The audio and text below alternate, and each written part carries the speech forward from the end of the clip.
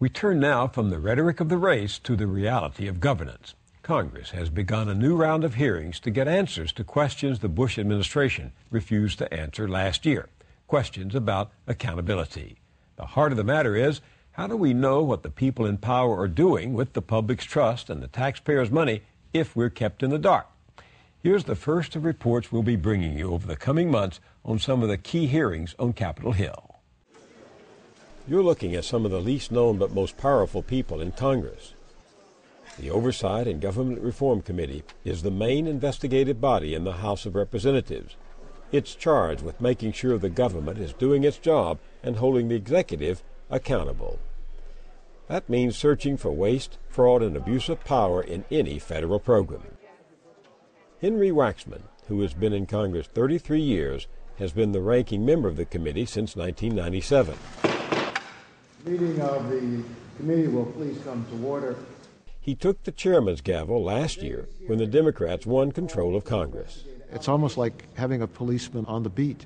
If no one thinks they're being watched and being held accountable, they think they can get away with anything. And with this administration, the Bush administration, it's particularly dangerous because they've operated with enormous amount of secrecy. And they really did not want the Congress or the American public to know what they were doing. If you raise your right hand, Waxman has a long history of digging. He put those 7 tobacco company chiefs under oath in 1994 when he chaired a subcommittee on health and the environment. How many smokers die each year from smoking cigarettes? I will explain. No, I want your answer. We have a limited time. I do not know. Those hearings began to unravel the tobacco industry's claim that smoking was perfectly safe. Yes or no? Do you believe nicotine is not addictive? I believe nicotine is not addictive, yes. I believe nicotine is not addictive. I believe that nicotine is not addictive. I believe that nicotine is not addictive. You've been around this town now over 30 years. You've seen it all since Watergate. Is this different? I think it's much different. In fact, I think this administration is more secretive than the Nixon administration, which was obviously very, very secretive and didn't want to be held accountable and fought all the way to the U.S. Supreme Court not to make information available to the Congress. They've used the term executive privilege. When Nixon used it, people were shocked. Now they just throw around executive privilege quite easily to say, no, Congress isn't entitled to that information. Today's hearing has been called to investigate allegations of misconduct at the General Services Administration. Waxman's committee held 40 hearings last year. It's understandable if you missed a few. This one, for example. And I'm very pleased to welcome the Honorable Loretta A. Doan. Loretta Doan is no household name, but she is one powerful woman. She runs the GSA, the General Services Administration, the largest broker of goods and services for the federal government. She manages nearly $500 billion of our tax dollars. I think that's the kind of thing that Congress ought to be looking at because people work hard for their money. And whether you're a liberal or a conservative or whatever you call yourself, you shouldn't want to see it wasted. Loretta Doan was herself once a government contractor, providing surveillance equipment for border security and other projects. A big contributor to Republican campaigns, she was appointed by President Bush in 2006. Leaks from inside the GSA began to raise eyebrows.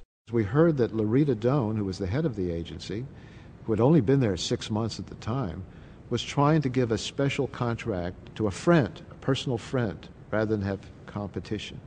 And secondly, we heard that she was also giving a contract or directed people to give a contract to, I think it was Sun Microsystems, right, even though her own employees were telling her that the government's not getting a good deal, they're overpaying for these services.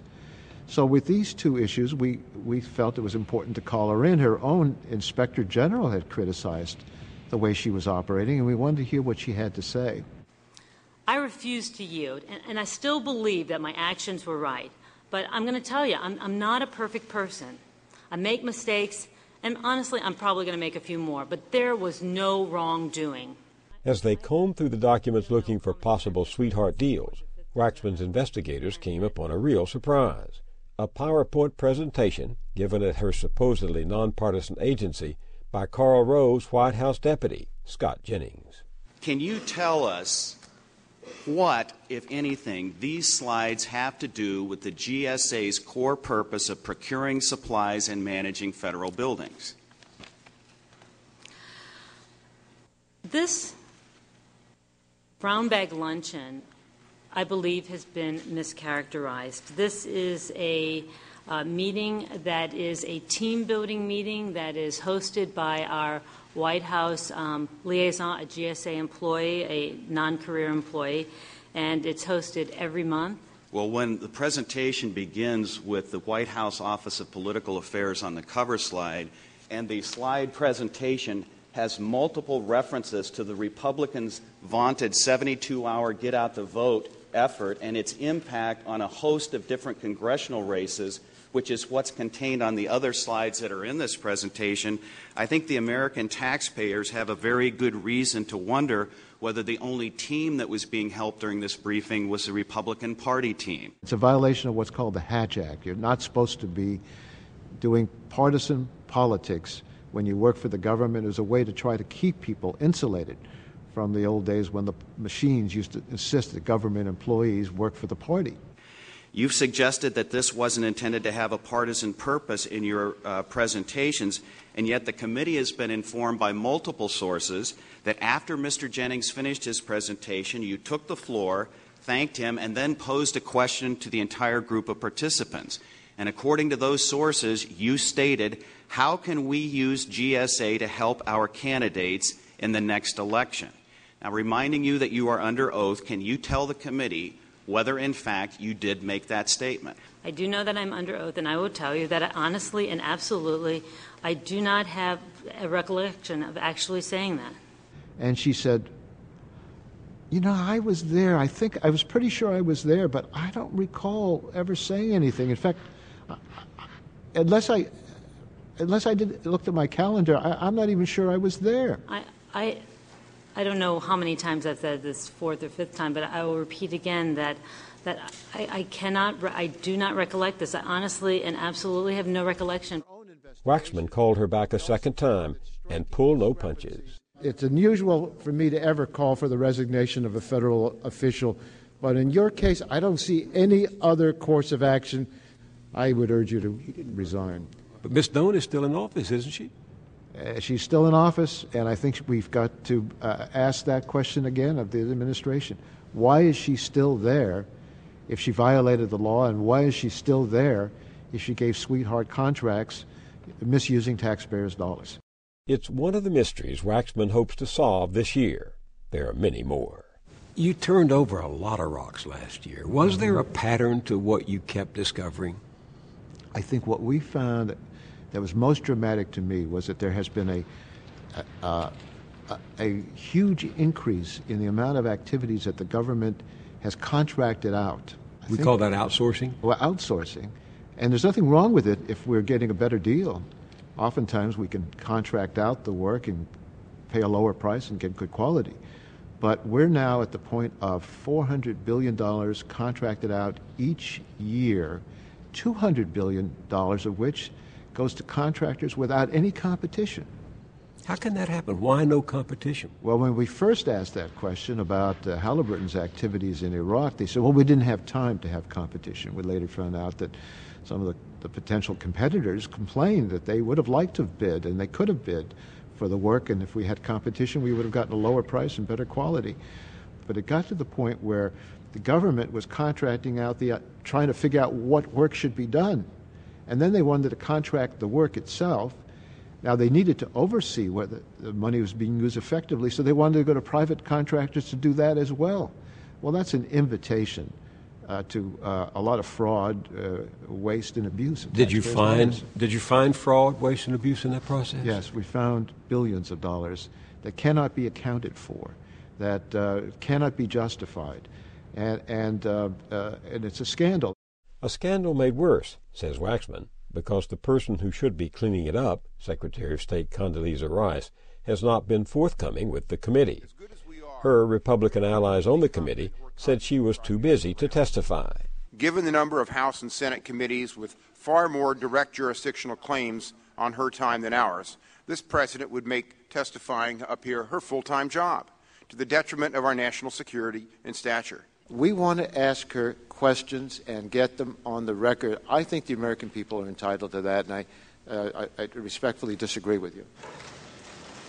Secretary Rice finally appeared to testify under oath last October after 8 letters of request and a subpoena. And it was clear from Secretary Rice's testimony she didn't see any reason why she was supposed to keep people honest in her department because she didn't see that as her job. Well, it was her job and ultimately became our job to make sure that they're acting with integrity and with openness and accountability. My question, Madam Secretary, is for you to put yourself in my shoes. I'm home in my district. I'm standing in front of a town hall meeting of hard-working American men and women who are paying their taxes. Many of them punch a clock for their time. They're accountable for their time and for their money. And how do I explain that the IG says that $1.2 billion is missing that was supposed to train the police, the most critical of our missions to help stand up? And how do I explain $4.2 million for a swimming pool that has never been used? You can tell your constituents this is not a matter of having lost the money. This is a matter of invoices, as I am told by the people who are doing this. This is a matter of invoices and records that were not solid enough for us to be confident that the goods and services were being billed properly. This was a Department of State audit of its own procedures that came under new management because there were problems in the Bureau of I&L. And that's very often the case with many of the things that have been mentioned here. It is the department that finds problems and then seeks to fix them. And when Condoleezza Rice came before your committee, she said that's the money's not really missing, it's an accounting problem. She's very skillful. And she is knowledgeable that members have 5 minutes to ask questions, and if she can stall for 5 minutes, she'll get to somebody who might be friendlier in the next line of questioning. But she was evasive. Secretary Rice, one of my concerns as we look at Iraq is that our troops are sacrificing their lives. Our nation's spending hundreds of billions of dollars to prop up a regime in Iraq that looks like it's fundamentally corrupt. Our committee held a hearing on the corruption in Iraq. And at this hearing, we heard from Judge Radi Hamza al-Radi. Judge Radi described a rising epidemic of corruption inside the Maliki government that is even funding the insurgency and undermining any efforts of political reconciliation. The Iraqi judge, Radi Hamza al-Radi, was appointed by the U.S. government to root out fraud and corruption in the Iraqi government. I assume you are aware, Secretary Rice, that Judge Radi told us his investigators had identified an enormous sum, $18 billion, that corrupt Iraqi officials have stolen. Are you aware of that? I'm aware of Judge Radi's testimony to you, Mr. Chairman. Thank you. He also told us that 31 people on his staff were brutally assassinated when they tried to investigate these corrupt officials. Were you aware of that? I'm aware of his testimony to you, Mr. Chairman. Judge Radi told this committee that Prime Minister Maliki used secret orders to stop investigations of corruption of top Iraqi ministers, including al-Maliki's own cousin, Salam al-Maliki, the former Minister of Transportation. Do you know whether this is true? Let me say that everything that has been brought to the attention of either various boards in Iraq or to our people is being investigated.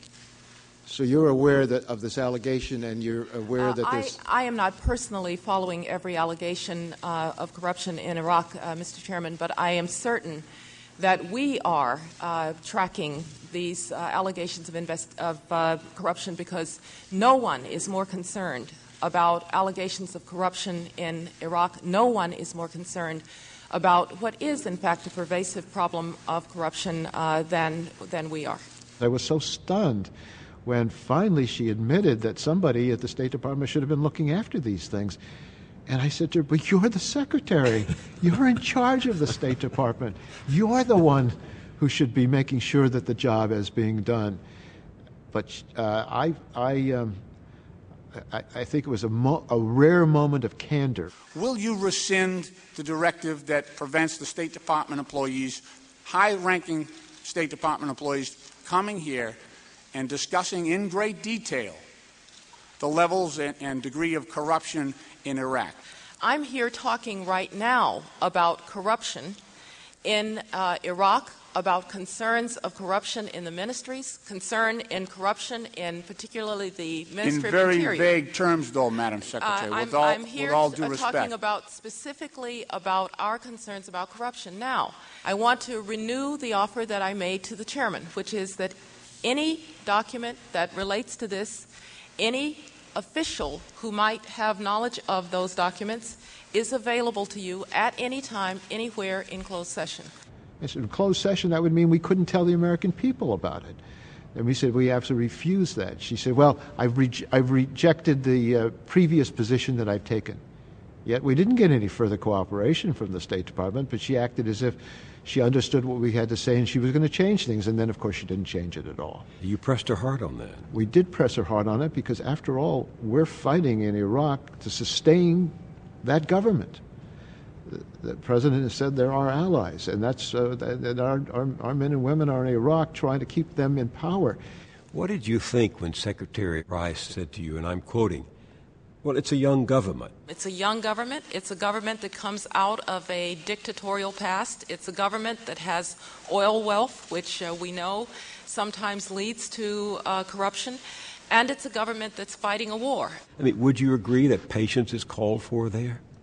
Well, I think we need to be patient, but we need to be firm enough to say to them that they can't establish themselves as a viable government if they're losing so much money to the insurgents through fraud and corruption, and they can't unify their own country if the people in Iraq see a government that is so corrupt. You have to ask, what are we doing there? Some of the most heated questions put to the Secretary of State last October had to do with the oversight of the private security company known as Blackwater, hired by the State Department to provide protective services in Iraq.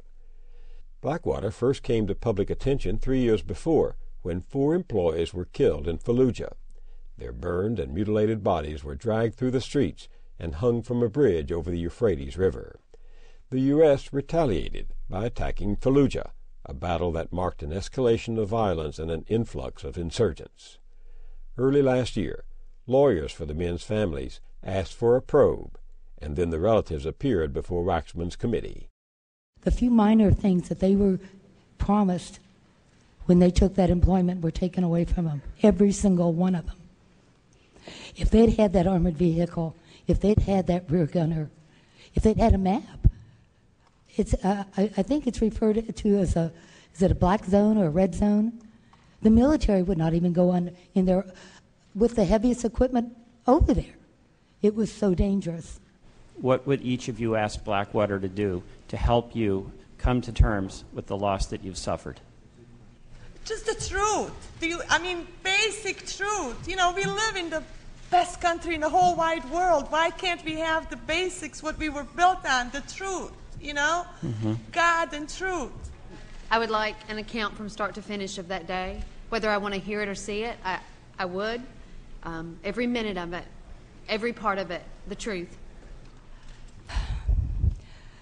They showed such a callous disregard for life. And now they claim we have no rights, that we don't have the right to sue them.